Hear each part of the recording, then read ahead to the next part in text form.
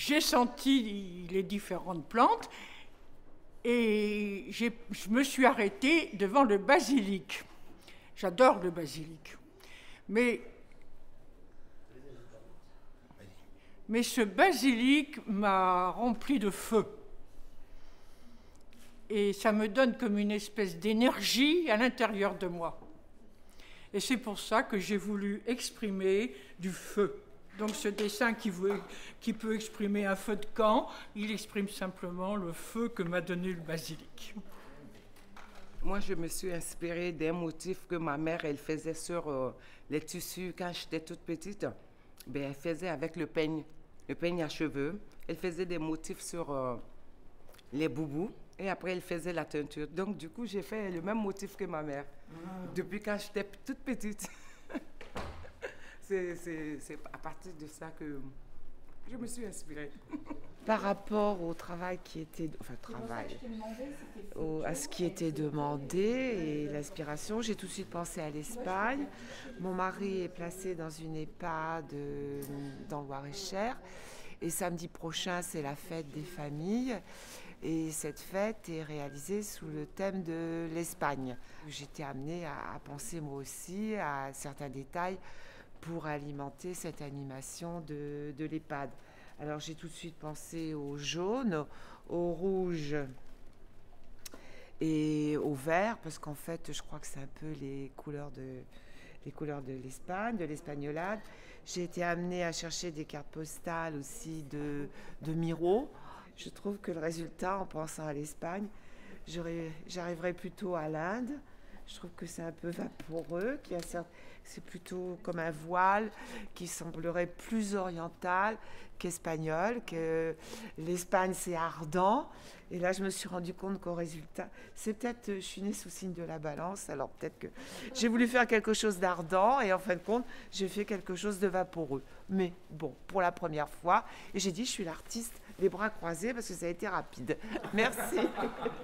Par rapport justement à toutes ces odeurs d'aromates, j'ai voulu exprimer déjà la chaleur, l'intérieur de la terre, ce qu'on y trouve, ce que ça dégage et qui permet effectivement, après justement, d'avoir tous ces végétaux qui puissent pousser tout autour de cette terre, quoi.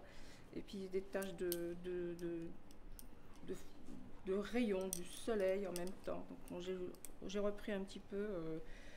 Voilà, donc il n'y a pas de végétaux s'il n'y a pas ce centre de terre avec toutes ces couleurs, toute cette chaleur. Et voilà, donc c'est ce que j'ai voulu exprimer dans ce dessin.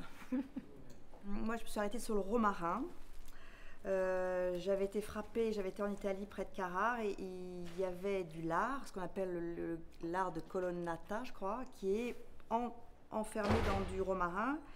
Qui lui-même, le lard est posé dans des cuves en marbre, comme des cercueils blancs. Et en fait, ce lard, c'est les mercenaires, ou comment on appelait ça, qui partaient dans des pays incroyables, des légionnaires, voilà. Ils partaient jamais sans leur lard. Et puis, alors, évidemment, ça donnait un paysage italien, apparemment, oui, effectivement. Je crois que c'est l'Italie, c'est les ocres, voilà. Et je suis très contente parce que je ne peux jamais poser de couleur. Je fais des dessins, je crayonne. Au départ, quand j'ai goûté la plante, j'ai eu cette odeur d'huître, enfin ce goût d'huître et d'iodé qui m'a rappelé la mer, mon père. Et après, j'ai essayé de faire une transparence. Et je n'y suis pas arrivée parce que j'ai l'habitude de faire de l'aquarelle. Donc les matières étant... Je trouvais que c'était un peu fade.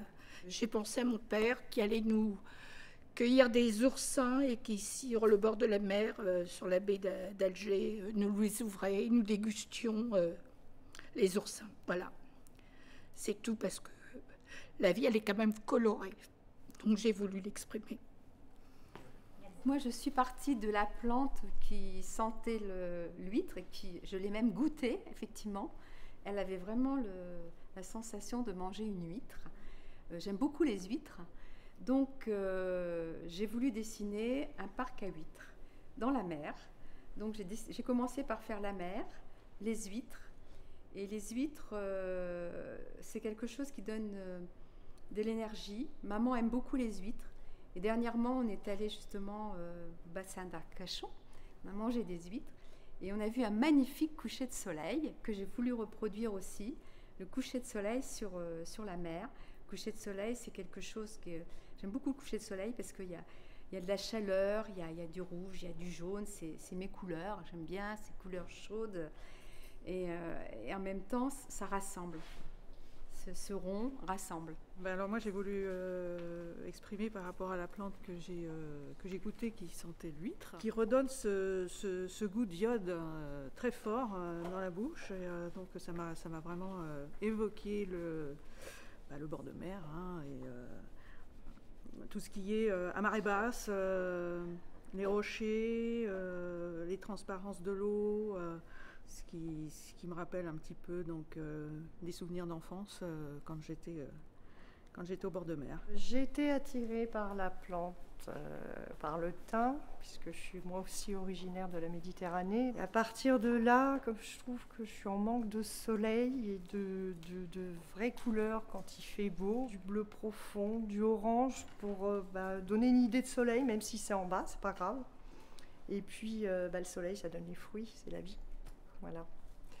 Donc c'est un petit peu ce côté positif, tout en pensant à ma maman qui voit absolument plus du tout les couleurs puisqu'elle est aveugle. Voilà, c'est tout. Moi j'ai été inspiré par l'huître, par la plante. Et alors j'ai commencé par faire une huître, puis après j'ai fait l'eau, et puis j'ai fait les algues. Et puis ça m'a rappelé les roches rouges de la Côte d'Azur. Donc voilà, c'est tout simple. Je n'ai pas cherché à faire grand-chose.